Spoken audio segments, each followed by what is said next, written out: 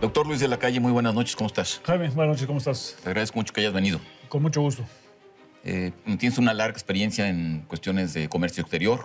Tuviste que ver con el Tratado de Libre Comercio, con la negociación del Tratado de Libre Comercio. Y ahora eres miembro de un consejo asesor del Gobierno de la República en comercio exterior, ¿es cierto? Correcto. Sí. Bien. Y además, bueno, estás obviamente al tanto de lo que está pasando con el Tratado de Libre Comercio ahora que se quiere renegociar. ¿Cuál es tu perspectiva inicialmente, así, a bote pronto? Bueno, la renegociación del Tratado de Libre Comercio es una cosa muy importante.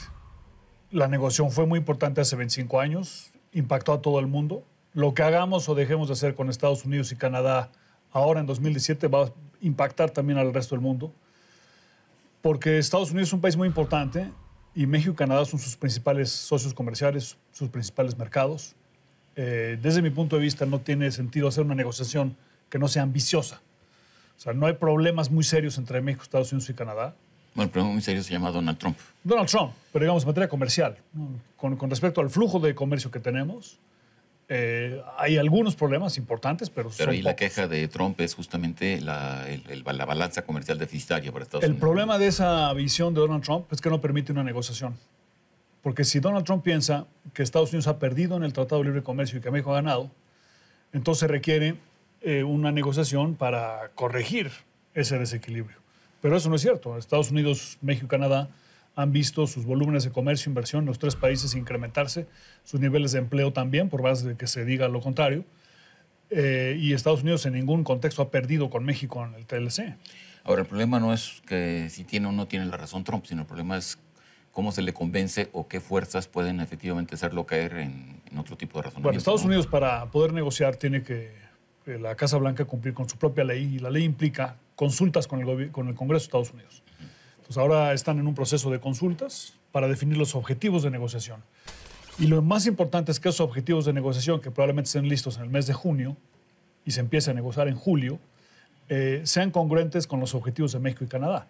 Si los objetivos son encontrados, va a ser muy difícil o casi imposible encontrar un acuerdo. Ahora, cuando tú dices objetivos comunes o encontrados, te estás refiriendo a que la visión que se tenía, por ejemplo, en 1993 era una zona comercial integrada, un incremento en la productividad y, bueno, esa famosa frase de ganar, ganar, que todos ganaban, ¿no? O sea, en 93 el objetivo era tener apertura comercial y de inversión y de servicios en los tres países. Y eso es lo que ahorita está en Y cuestión. se logró Por de eso. una manera muy importante. El objetivo hoy en día, desde mi punto de vista, debe ser cómo hacemos de América del Norte una zona competitiva en el resto del mundo. O sea, no solamente, digamos, para que comerciemos entre nosotros, sino para exportar a Asia, para exportar a Europa, a América Latina, Pero eso no juntos. está sucediendo de alguna manera. Exactamente. Digamos, el sector exportador norteamericano, por ejemplo, no tiene muchos insumos que provienen de México. ¿O estoy equivocado? No, por ejemplo, claro, cuando exportas un coche de Estados Unidos a Europa, ese coche es 20, 30, 40% mexicano. Y cuando nosotros exportamos un coche a Corea o a China o a Japón, ese es un coche que es 40%, 50% de Estados Unidos y Canadá. Entonces, ese objetivo está prácticamente funcionando. Bueno, pero puede irse más lejos. Ok. O sea, de la misma manera que antes de que tuviéramos el TLC ya comerciábamos, hoy en día ya estamos exportando al resto del mundo y lo que tenemos que darnos cuenta es que América del Norte puede ser la región más competitiva del mundo en la industria, en la agroindustria y en todo el sector agropecuario. Ahora, lo que se negoció en el famoso Tratado Transpacífico era una serie de acuerdos que le añadían al Tratado de Libre Comercio elementos que no tenían, no sé, por ejemplo, en materia de comunicaciones o en materia de Internet, etcétera, ¿no? Entonces, no hay ahí ya una base, porque además ese tratado también lo negoció Estados Unidos, ¿no? Además, tiene esa visión, que es esta visión de, ¿sabes qué? Vamos a ser competitivos en Asia, ¿no? Entonces, tienes una agenda ofensiva con respecto a Asia. Hay muchas disciplinas que ya se negociaron, en las que México, Canadá y Estados Unidos estuvieron de acuerdo en el TPP, que podrían importarse al TLC y modernizarlo de esa manera, ¿no? Ahora, eso tiene un problema político para Donald Trump. Donald Trump se ha pronunciado en contra del TLC y en contra del TPP. Pero es una de las posibilidades, obviamente, de hacer una negociación relativamente sencilla, que es la importación de algunos de los capítulos que hicimos para TPP. Entonces, ¿por qué tan complicado podría ser? Diga, si llegara más... Bueno, claro, lo complicado es llegar al primer consenso inicial, que queremos tener un acuerdo, que ellos quieren tener un acuerdo, ¿no? Pero si así fuese, pues entonces hay el antecedente del TTP, ¿no? Sí, digo, hay una complicación, digamos, política, que es cómo le haces para que esto transite por el Congreso de Estados Unidos. O sea, un acuerdo que no sea muy ambicioso quizá no transite, pero si lo haces muy ambicioso también tienes dificultades porque tienen que poner concesiones en la mesa, ¿no? El otro... Ahora, renegociación, ¿qué quiere decir? ¿Que tú tienes que llegar a algún tipo de acuerdo o que modificas lo ya existente? Modificar lo ya existente pues puede ser una modificación grande o pequeña, supongo Bueno, yo. si hacemos una modificación muy pequeña que no requiera pasar por el Congreso de Estados Unidos, bueno, eso es muy fácil de hacer, ya lo hemos hecho varias veces, no tiene mayor consecuencia, y entonces, pero no es proporcional, digamos, a la retórica de la campaña, a la postura del presidente de Estados Unidos, a su voluntad de transformar el TLC. Si hacemos un cambio muy importante, requiere aprobación del Congreso de Estados Unidos. Y entonces te llegas al problema político. Cuando empiezas a negociar y la complicación de la negociación, ya no negocias con la Casa Blanca, sino que estás negociando con 535 personas. Es como una caja de Pandora. Es una caja de Pandora que además tienen y representan intereses de sus propios distritos, sus propios estados. Pero entonces sería un escenario no complicado, complicadísimo. Sería Siempre es complicado negociar con Estados Unidos.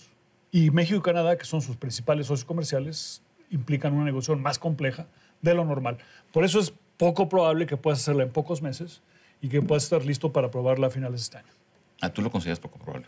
Que se apruebe a finales de este año, si es una negociación que involucra con los Estados Unidos, la probabilidad no es muy alta. Ahora vamos a otro elemento. El día de ayer renunció, Donald Trump hizo renunciar a Bannon del Consejo Nacional de Seguridad, ¿no es cierto? Así es. Se están moviendo las cosas internamente. Bueno, Bannon es un personaje, o es un personaje muy relevante. Y también en materia de libre comercio ha habido como una modulación del discurso, ¿no? Se habla, por ejemplo, de hacer competitiva la zona de América del Norte o de las cadenas que deben integrarse, etcétera. Ya no es estrictamente lo que planteaba Trump del problema deficitario de la balanza comercial, ¿no? Entonces, allí también hay movimientos, ¿no? Ha habido un cambio muy importante. Estados Unidos hace 10 días, más o menos, le mandó la Casa Blanca un borrador al Congreso de los objetivos de negociación con respecto a Canadá y México. Si tú lees esa carta con cuidado, es 90% distinto de la retórica de campaña y del presidente electo Donald Trump. ¿Y ahí qué debemos entender? ¿O qué podemos entender? Bueno, que somos un mercado muy importante, que los intereses que tiene Estados Unidos con respecto a México como exportador, como proveedor de servicios, como inversionista, como creador, son muy importantes para ellos, y que cualquier cambio que se le quiera hacer al TLC tiene que tomar en cuenta sus intereses, y que por lo tanto la negociación con México quizás sea más una negociación tradicional en materia de comercio exterior que una negociación más proteccionista del corte que estaba vislumbrando Donald Trump. Tradicional quiere decir que iría por cambios mínimos, como tú estabas apuntando. No, tradicional en el sentido que buscaría más apertura y no menos. ¿Se puede buscar más apertura? Pues tenemos un tratado de libre comercio que de hecho funciona. Sí, funciona bien. Hay sectores que han quedado fuera, pero se pueden integrar. Sí, ese es el punto. Entonces, ¿qué tipo de cosas novedosas podría hacer Canadá, México, Estados Unidos para hacer de esta integración que tenemos una integración más profunda y más exitosa?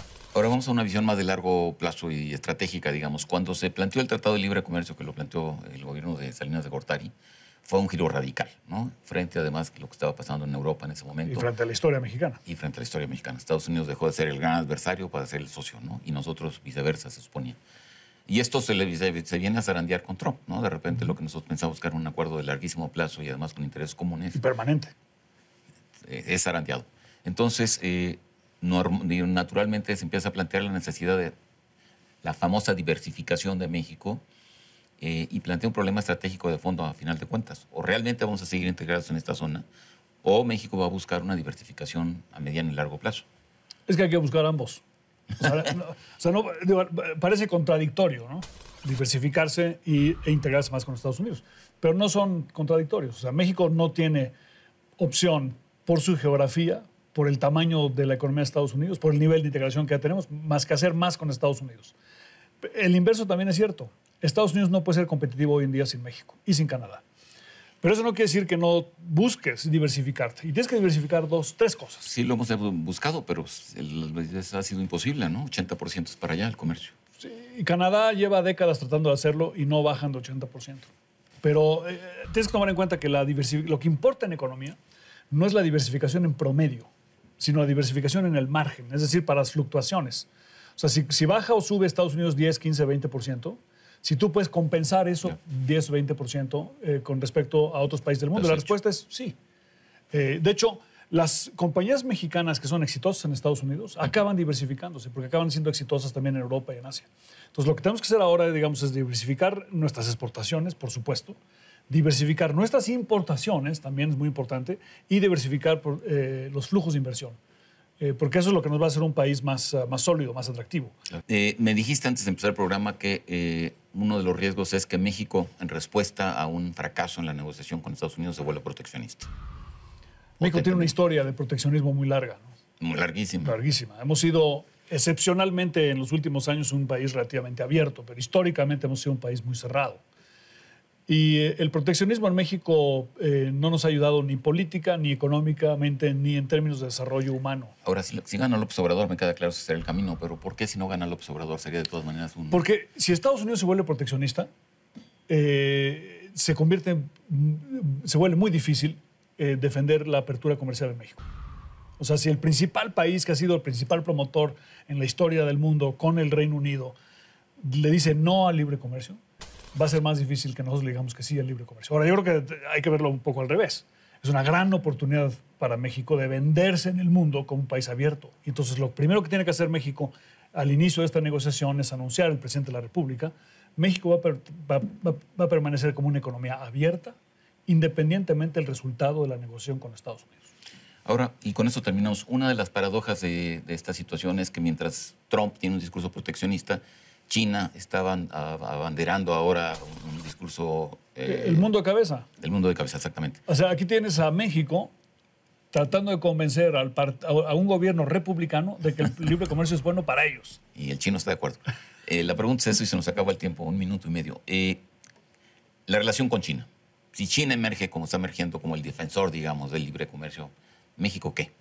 China no es un buen diversificador para México, porque China es nuestro principal competidor. Nosotros competimos con China en el mercado de Estados Unidos, competimos con China en el mercado mexicano y competimos con China en el mercado de la inversión. O sea, las plantas que se instalan en México no se instalan en China y viceversa. Entonces, a China lo vamos a ver, desde mi punto de vista, como un competidor, no como un contrapeso con respecto a Estados Unidos. O sea, estructuralmente no hay posibilidades de una complementariedad. Sí, sí existen, pero China ve a México como su principal competidor en el mundo. Ahora, dada la vecindad con Estados Unidos, la importancia estratégica y el hecho de que China está emergiendo como una potencia, digamos, a lo mejor exportador incluso, ni siquiera este elemento variaría. Lo que pasa es que Estados Unidos es mucho más viable colaborando con México con respecto a la competencia que le implica China que solo. Entonces, bueno, pues ese es el punto. O sea, lo que va a convencer a Donald Trump o a su gobierno al final del día es que la competitividad de América del Norte depende de la competitividad de México. Pues hagamos changuitos porque así sea. Así va a ser. Así va a ser. ¿Lo vamos a convencer? Bueno, de eso lo vamos a convencer. De que lo que quizá no lo convenzamos es de su proteccionismo, digamos, ¿no? Y hay que tener cuidado, pero en el fondo, los cambios que hemos visto en los últimos días reflejan que en Washington los grupos de interés están ya trabajando para hacer el argumento favorable para México. Luis, muchas gracias. Con eso cerramos. Te agradezco mucho. Encantado. Buenas noches. Muchas gracias. Gracias. En Contexto, buenas noches. Hasta la próxima semana.